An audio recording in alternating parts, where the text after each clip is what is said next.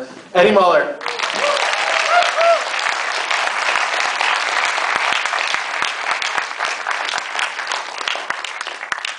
Okay, tonight is suspense night in Noir City, and I shall be somewhat brief in my opening remarks because the movie you're about to see, Experiment in Terror, is the longest film of the week here in Noir City, and I don't want to wear you down at the start because I definitely want you to stay for the second half of tonight's double bill. If you have never seen The Window, it is a phenomenal film and you are in for a real treat with both of these, but definitely I want you to stay for both. So this is also the latest film that we're showing from 1962, right? This festival, we've run the gamut from 1931, proto-noir, all the way up till 1962. When I was out speaking at school today, a young woman, we were talking about her observations of noir and things, and she brought up the film Psycho.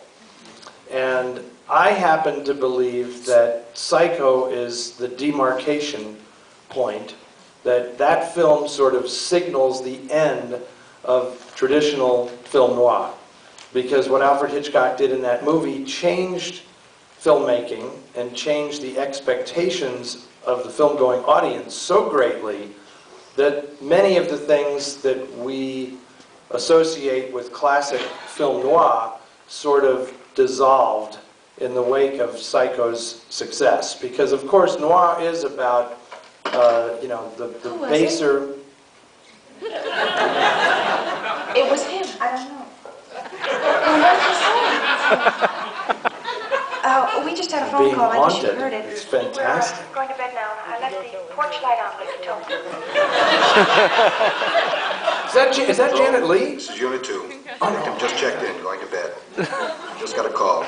Living suspect. They're on to you. Wow, fantastic. The Haunting.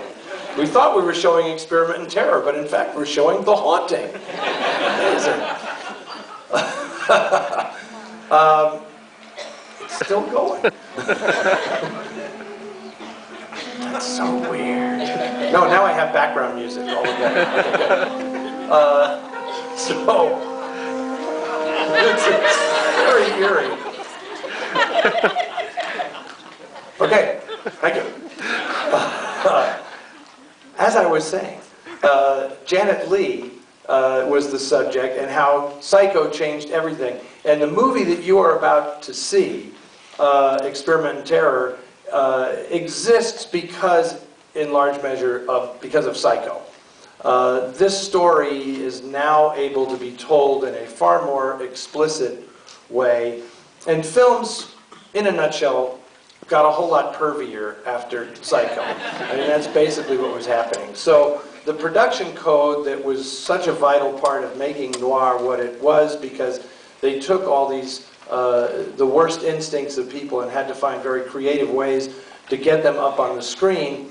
Once Janet Leigh was killed in Psycho and Simon Oakland explained exactly what the aberrant psychology was at work in all of this, then the floodgates were sort of opened. So you're going to see an early 1960s suspense thriller here tonight, in black and white, but using the entire width of this screen, and some very, very pervy stuff that goes on in this film. Compared with the second feature tonight, The Window, which seems completely innocent by comparison, but I want you all to tell me later on which of the two films you thought was more suspenseful, because it's interesting. You'll see a film from the late 1940s and a film from the early 1960s. So Experiment in Terror is directed by a guy who in no way is synonymous with suspense or any of that stuff. Blake Edwards, who everybody knows from Breakfast at Tiffany and the Pink Panther movies. And his legacy in film pretty much has been with romantic comedies and things like that. But in this film, he really gives Alfred Hitchcock a run for his money.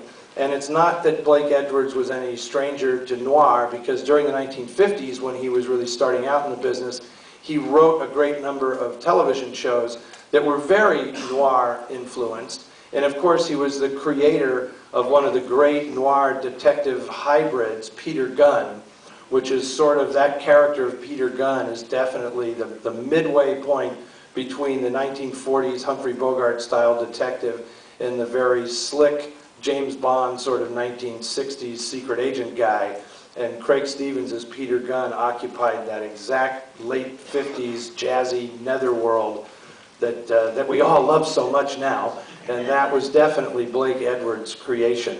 So, I showed this film in San Francisco because it is set in San Francisco, and we go nuts in San Francisco for movies set in our fair city, especially when they make it look as sinister and menacing as it is in this film here tonight. But I was so knocked out by the digital restoration that Sony did of this film, and I said, I gotta take this to Seattle as well, and let you guys take a look at this too. I cannot stress enough the significance of, if we are making the move to digital, you have to be diligent and really do the best, most brilliant job possible of translating the film to digital. And that is what Mr. Grover Crisp at Sony Pictures has done with this film. He is incredibly proud of it.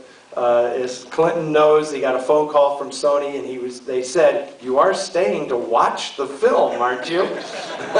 Because it looks so amazing. So, enjoy, experiment in terror, and definitely stay for the window. Thanks. See you later.